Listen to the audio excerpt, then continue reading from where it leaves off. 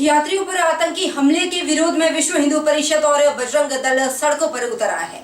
जिला मुख्यालय चंबा में संगठनों ने आक्रोश रैली निकाली, साथ ही जमकर नारेबाजी भी की। इस दौरान मुख्य चौक में एकत्रित होकर विश्व हिंदू परिषद और बजरंग दल के कार्यकर्ताओं ने पुतला भी जलाया। उधर चंबा विश्व हिंदू परिषद के प्रांत उपाध्यक्ष डॉक्टर केशव वर्मा ने कहा कि जम्मू कश्मीर के रियासी में धार्मिक यात्रियों की बस पर हुए आतंकवादी हमले में 10 हिंदू तीर्थयात्रियों की मृत्यु हुई है और 32 तीर्थयात्री घायल हैं। हिंदू तीर्थयात्रियों पर हमला स्पष्ट संकेत है कि आज भी हिंदू धार्मिक तीर्थयात्री सुरक्षित नहीं हैं। पूर्व में भी इस प्रकार की घटनाएं होती रही हैं। इस कायराना हमले के बाद देशवासियों में काफी रोष है। उन्होंने कहा कि जम्मू कश्मीर बीते लंबे समय से पाकिस्तान पोषित आतंकवाद का दंश झेल रहा है। उधर रैली के बाद उपायुक्त चंबा के माध्यम से राष्ट्रपति को एक ज्ञापन भी प्रेषित किया गया। आज सारा देश बड़ा उद्वेलित है। ये जो रियासी में घटना हुई है, जिसमें पाकिस्तान समर्थित उग्रवादियों ने निर्दोष हिंदुओं को उनकी बस में जाके गोलाबारी करके हत्या की है, जो कि एक बड़ा ही निंदनीय और भर्त्सनीय कदम है, जिसका सारा देश सारा समाज उसकी भर्त्सना करता है, उसकी निंदा करता है। सारे देश में आज के दिन बजरंग दल विश्व हिंदू परिषद के द्वारा इस हत्याकांड के विरोध में एक रोष रैली और उस आतंकवाद जो कि पाक समर्थक है उसका पुतला जलाया जा रहा है। और माननीय हमारे राष्ट्रपति महोदया को ज्ञापन जो है उपायुक्त सब जिलों के जो हैं उपायुक्त उनके माध्यम से ये ज्ञापन दिया जा रहा है, क्योंकि ये जो 370 धारा हटने के बाद एक समय में लगा था कि सारा जो ये आतंकवाद है उस पे अंकुश लगा है, परंतु अभी कुछ दिनों में ये आतंकवादी घटनाओं की पुनरावृत्ति हो रही है, जो कि एक बड़ा चिंता का विषय है। क्योंकि 370 धारा के बाद जम्मू कश्मीर में एक अच्छा माहौल बना था। वहाँ पे जो टूरिज़्म है वहाँ पे बड़े अच्छे ढंग से उसका बढ़ाव हुआ। लाखों की संख्या में सारे देश सारे विश्व से जो पर्यटक हैं वहाँ जा रहे हैं और उसकी जम्मू कश्मीर की आर्थिकी को बड़ा फर्क पड़ा। 9 जून को जम्मू कश्मीर में धार्मिक यात्रा पर निकले हिंदू श्रद्धालुओं की बस पर आतंकवादियों द्वारा किए गए हमले की बिलासपुर विश्व हिंदू परिषद ने कड़ी निंदा की। राष्ट्रपति को ज्ञापन भेजकर कड़ी कार्रवाई की भी मांग की। बीते 9 जून को जम्मू कश्मीर में धार्मिक यात्रा पर निकले हिंदू श्रद्धालुओं की बस पर वैष्णो माता कटरा से शिवगढ़ी दर्शन को जाते समय इस्लामी जिहादी पाकिस्तान घोषित आतंकवादियों द्वारा किए गए हमले की विश्व हिंदू परिषद ने कड़ी निंदा की है। साथ ही उनके परिवार के लिए संवेदनाएं भी प्रकट की। विश्व हिंदू परिषद के प्रांत सहमंत्री तुषार डोगरा की अध्यक्षता में विश्व हिंदू परिषद और बजरंग दल के कार्यकर्ताओं ने इस हमले के विरोध में अतिरिक्त उपायुक्त डॉक्टर निधि पटेल के माध्यम से राष्ट्रपति को ज्ञापन भेजा, जिसमें मांग की गई है कि श्रद्धालुओं पर हमला करने वालों के खिलाफ कड़ी से कड़ी कार्रवाई अमल में लाई जाए। इस बात की जानकारी देते हुए अधिवक्ता तुषार डोगरा ने कहा कि आतंकवादियों द्वारा किए गए इस हमले में करीब 10 श्रद्धालुओं की मौत हुई है। इसमें बुजुर्ग, महिलाएं और बच्चे शामिल हैं। इसके विरोध में विश्व हिंदू परिषद और बजरंग दल द्वारा देश भर में सभी जिला मुख्यालयों पर धरना प्रदर्शन किया जा रहा है। साथ ही उन्होंने केंद्र सरकार से भी मांग की है कि आतंकवाद को कुचलने के लिए और भविष्य में इस तरह के आतंकी हमले न हो, इसके लिए कड़ा संज्ञान लिया जाए। 9 जून 2024 को जम्मू कश्मीर के रियासत के आसपास श्रद्धालुओं की बस के ऊपर इस्लामिक जिहादी आतंकवादी जो पाकिस्तानी समर्थक थे उनके द्वारा आक्रमण किया गया। 10 से अधिक लोगों की मृत्यु, बच्चे, जवान सब लोगों की मृत्यु हुई है। इसका विश्व हिंदू परिषद कड़ी भर्त्सना करता है और उनके परिवार को संवेदना व्यक्त करता है।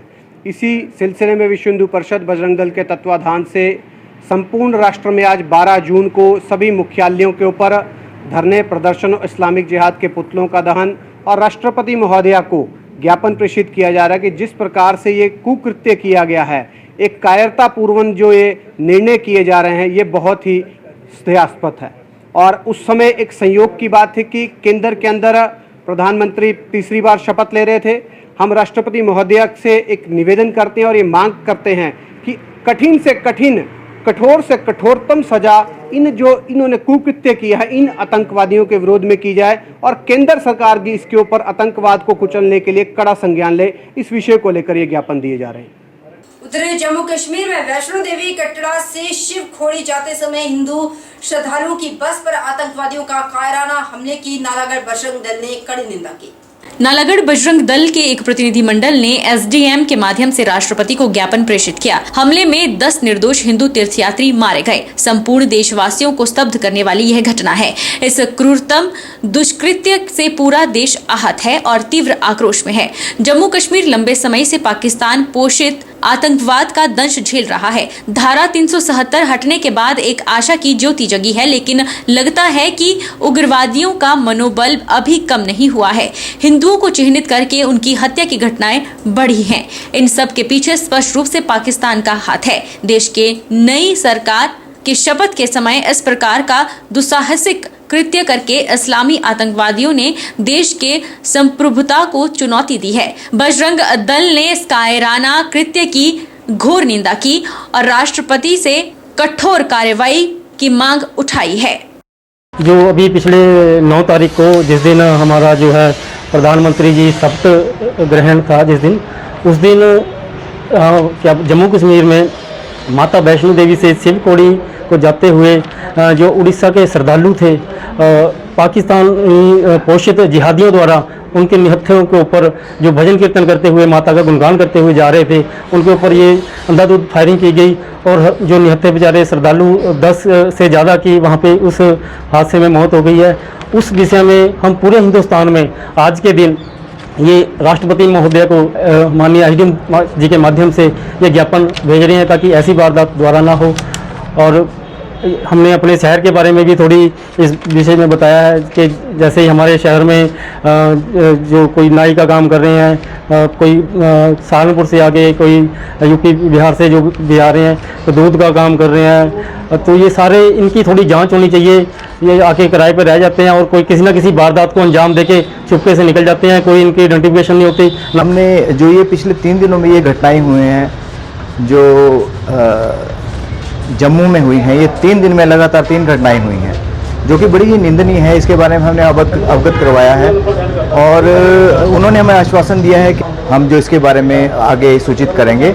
और हमारा ये भी मांग है कि शहर के अंदर जो भी गतिविधियां उसके ऊपर ध्यान दिया जाए ताकि आने वाले समय में कोई ऐसा काम ना हो जिससे हमें बाद में पछताना पड़े।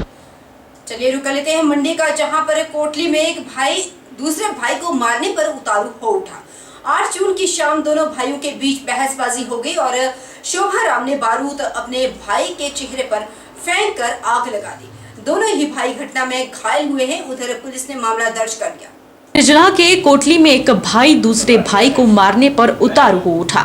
मामला 8 जून का है। 8 जून की शाम को 2 भाइयों में झगड़ा हुआ। एक भाई अपने दोस्तों के साथ बैठा था तो दूसरा भाई शोभाराम कहीं से पत्थर में ब्लास्टिंग करके लौट रहा था। इतने में दोनों भाइयों के बीच बहसबाजी हो गई और शोभाराम ने बारूद अपने भाई के चेहरे पर फेंक दिया। मामले में अधिक जानकारी देते हुए एएसपी मंडी सागर चंद्र ने बताया कि दोनों भाइयों में जमीनी विवाद चल रहा था। बहसबाजी के दौरान एक भाई ने दूसरे भाई के मुंह पर बारूद फेंककर आग लगा दी। हुक्मचंद गंभीर रूप से घायल है। नियरचौक मेडिकल कॉलेज से उन्हें पीजीआई चंडीगढ़ रेफर कर दिया गया है। एएसपी ने बताया कि शोभाराम भी घायल हुआ है, जिसका इलाज जोनल अस्पताल मंडी में चला हुआ है। पुलिस ने 307 और 326 आईपीसी में मामला दर्ज किया है। ये घटना जलौन के पास डीओ नाला की है। कोटली हमारी जो चौकी है उसके ज्यूरिसडिक्शन का मामला है। तो ये 8 तारीख की शाम को ये दोनों भाइयों का आपस में झगड़ा हुआ था। एक भाई वहाँ अपने दोस्तों के साथ बैठा हुआ था, दूसरा भाई जो शोभाराम है वो उसने वो पत्थर में ब्लास्टिंग आदि करके वो लौट रहा था। उसके पास बारूद था और उसने वो उसके भाई के ऊपर फेंक दिया क्योंकि इनकी कुछ बहसबाजी हुई और इनका कुछ ज़मीनी विवाद काफ़ी टाइम से चला हुआ आपस में। तो इसमें हुक्मचंद जिसके ऊपर इसने ये बारूद फेंक के आग लगाई है वो काफ़ी घायल है। उसको उसी दिन हॉस्पिटल नेरचौक पहुंचा दिया गया था, वहां से रेफ़र करके इसको पीजीआई भेज दिया गया था। इसकी हालत अभी भी काफ़ी गंभीर बनी हुई है और इसमें उसको भी जो है वो नुकसान हुआ शोभाराम को भी, वो भी अभी जोनल हॉस्पिटल मंडी में दाखिल है, उसका इलाज चल रहा है। तो इसमें पुलिस ने मामला 307 और 326 आईपीसी में दर्ज कर लिया था। अटेम्प्ट ऑफ मर्डर का मामला दर्ज किया है और इसमें आगे की जो है वो जांच जारी है और इसमें एक्सप्लोसिव एक्ट के तहत भी जो है वो मामला बन रहा है तो वो धाराएं भी इसमें जो है ऐड की जाएगी। चंबा जिला के किहार बाजार में आईबी के एएसआई की संदिग्ध परिस्थितियों में मौत होगी। मृतक की पहचान अरुण कुमार निवासी जोगिंदर नगर के रूप में हुई है। वहीं पुलिस टीम भी मामले की जांच में जुट गई।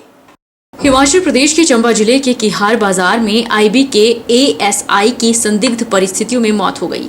मृतक की पहचान अरुण कुमार निवासी जोगिंदर नगर के रूप में हुई है। सूचना मिलने पर पुलिस टीम मौके पर पहुंची और जांच शुरू की। पुलिस द्वारा फोरेंसिक टीम भी बुलाई गई है। वहीं मौके पर फोरेंसिक टीम भी जांच में जुट गई है और मामले की आगामी कार्रवाई को अंजाम दिया जा रहा है। उधर एसपी चंबा अभिषेक यादव ने बताया कि मामला उनके ध्यान में आया है। पुलिस टीम भी इस मामले की जांच में जुट गई है। उन्होंने कहा कि मामले में जो भी दोषी पाया जाएगा उसके खिलाफ कानूनी कार्यवाही अमल में लाई जाएगी। इस मामले में स्थानीय लोगों से भी पूछताछ की जा रही है।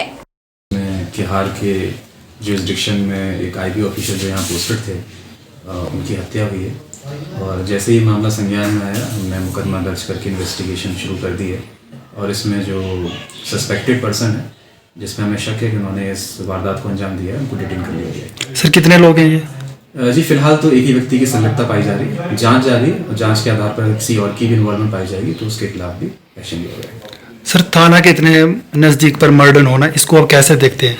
देखिए फिलहाल ये बात सामने आई है कि एक ढाबे पर जो डिसीज्ड है और जो एक्यूज्ड है वो बैठ के शराब पी रहे थे और उसी दौरान इनकी आपस में किसी बात को लेकर कहासुनी हुई है और उसी कहासुनी में ये एक्यूज ने इस वारदात को अंजाम दिया। बाकी मामले की हर एंगल से जांच कर रहे हैं और आरोपी से पूछताछ की जा रही है और आगे भी जो तथ्य सामने आएंगे आप उनसे साझा किए जाएंगे। ढाबे पे कितने लोग थे सर जब ये घटना हुई? तो जी फिलहाल तो आरोपी और विक्टिम ही अभी पता चला है। अभी प्रिलिमिनरी इन्वेस्टिगेशन हुई है, उसमें तो 2 लोग ही सामने आए ढाबे पे और साथ में फोरेंसिक की टीम को हमने बुला लिया है तो वो भी घटनास्थल की जांच करेंगे और जितने भी ज़रूरी साक्ष्य उनको जुटाया जाएगा और उसके बाद बॉडी का पोस्टमार्टम कराया जाएगा और आरोपी से भी लगातार पूछताछ जारी है। इलाके के लोगों से पूछताछ की जाएगी और कोशिश ये रहेगी कि घटना की जो पूरी सच्चाई है।